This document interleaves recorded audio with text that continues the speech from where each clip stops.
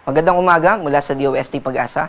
Ito po ang ating weather update o yung ating update patungkol sa minomonitor natin na si Bagyong Paolo. Kagabi, ng alas 6 ng hapon ay pumasok na ng Philippine Area of Responsibility yung low pressure na minomonitor natin nung mga nakaraang araw. And then, kaninang umaga, alas 8, ay tuluyan na ito na naging bagyo. At binigyan nga po natin ito ng local name na Paolo. Sa kasalukuyan, itong si Bagyong Paolo ay nasa 805 kilometers east ng Southern Luzon. At ito ay may taglay na lakas ng hangin na umaabot sa 45 kilometers per hour, malapit sa mata o dun mismo sa eyewall niya, malapit sa sentro ng bagyo, at pagbugso o bigla ang paglakas ng hangin sa paligid nito na umaabot ng 55 kilometers per hour. Ito ay kumikilos pakanluran sa kasalukuyan sa bilis na 25 kilometers per hour. May kabilisan po ito dahil masasabi natin na mabagal yung bagyo kapag 10 kilometers per hour or slower pa. At bukod nga po dito kay Bagyong Paolo ay nakakaapekto pa rin sa atin itong easterlies o yung mainit na hangin galing sa Pacific Ocean. And yes po, hindi nakakaapekto sa atin yung habagat. At yung epekto nitong easterlies, isa po ito sa mga senyales na papunta na tayo dito sa transition from habagat and then transition papunta sa amihan. Pero magfo-focus po tayo dito kay Bagyong Paolo. By the way, nakaranas po yung ng lindol yung ating mga kababayan dito sa Cebu, lalo na sa northern part ng Cebu, na umabot ng 6.9 magnitude. At ang forecast po natin dito for today ay magiging maulap at nandun pa rin yung chance ng mga pagulan, pero bukas ay magiging maulap pa rin pero sa northern part na lang. And then sa central and southern part ay magiging bawas na yung mga kaulapan na magdadala ng mga pagulan. Hanggang sa susunod na 3 araw hanggang Sunday ay magiging bawas na yung mga kaulapan at yung mga pag-ulan na posibleng makaapekto sa atin, lalo na tayo po ay nasa recovery phase nitong aftermath nitong lindol.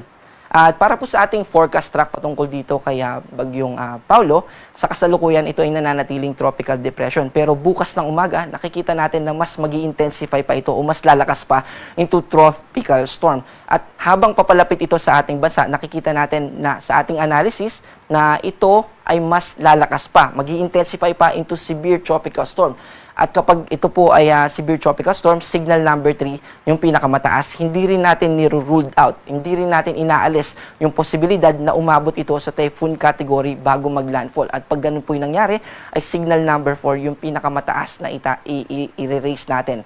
Dito po yung landfall point po na sa kasalukuyang track natin ay dito sa Aurora at sa baba ng Isabela, pero posible pa po ito na magbago. Kaya manatili po tayo na updated sa ilalabas ng Pag-asa na update. So ito po yung cone of probability. Ibig sabihin, posible na yung track, ito po yung nasa gitna, yan po yung main track niya sa kasalukuyan. Pero pwede pa po yan magbago, bahagyang bumaba or bahagya pang tumaas. At katulad nung nangyari kay Opong, meron din pong high pressure area ngayon dito sa southeastern part ng China na pwedeng tumulak pababa dito kay Bagyong Paolo. Kaya posible pa na mas bumaba yung track nitong si Bagyong Paolo. Also, dahil may kabilisan po itong si Bagyong Paolo, by Saturday morning ay nasa labas na ito ng Philippine Area of Responsibility.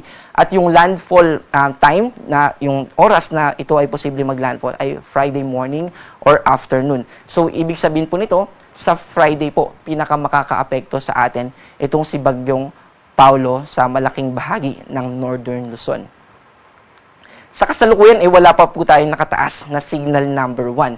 Pero gusto natin paalalahanan din yung ating mga kababayan na posible na mamaya na magtaas tayo ng signal number 1, lalo na dito sa eastern part ng Central Luzon, kung saan papunta itong si Bagyong Paolo.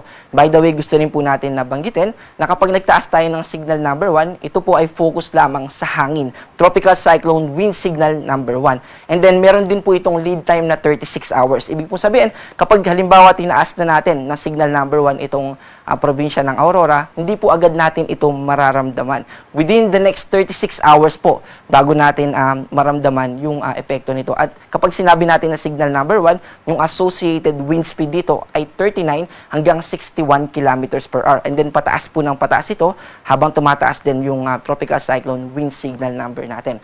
Dito po sa ating slide na ito, wala pa po tayong nakataas na gale warning. Ibig sabihin, wala pa tayong babala sa matataas na alon.